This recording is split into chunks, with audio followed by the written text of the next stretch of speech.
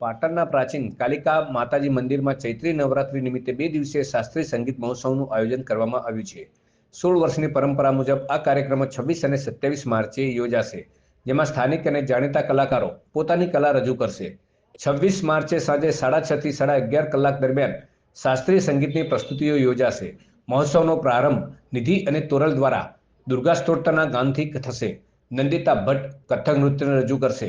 બીના પટેલ અને તેમના વૃંદ દ્વારા નૃત્ય પ્રસ્તુત કરાશે, તો રાધિકા પરીખ શાસ્ત્રીય ગાયન રજૂ કરશે, જ્યારે પ્રાંશુ પાઠક વાયોલિન વાદન પીરસશે।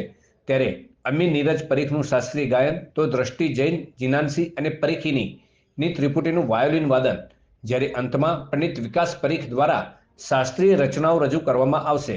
મહોત્સવના બીજા દિવસે 27 માર્ચે 7 થી રાત્રે 11 વાગ્યા સુધી ઉપશાસ્ત્રીય અને સુગમ ગાયનનો કાર્યક્રમ યોજાશે।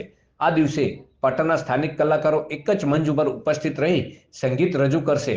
આ કલાકારોમાં કમલેશ સ્વામી, સમ્યક પારેખ, સંદીપ ખત્રી, આત્મારામ નાઈ, અતુલ નાયક, આશા રાવલ, દર્શના રામી, ખ્યાતિ નાયક, શિખા નાયક, વિદિશા મોદી, દ્રષ્ટિ જનસારી અને જાનકી જોશીનો સમાવેશ થાય છે।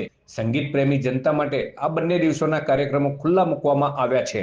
તારીખ 26/3/2026 અને ગુરુવારે માતાજી અહીંયા અમદાવાદથી સપ્તકના તમામ કલાકારો અહીંયા હાજર રહેવાના છે। ત્યારબાદ 27/3/2026 અને શુક્રવારના રોજ પાટણના જે સ્થાનિક કલાકારો છે એ તમામ કલાકારો એક જ મંચ પર બેસીને એ ભજન સંધ્યાનું આયોજન કરવામાં આવ્યું છે।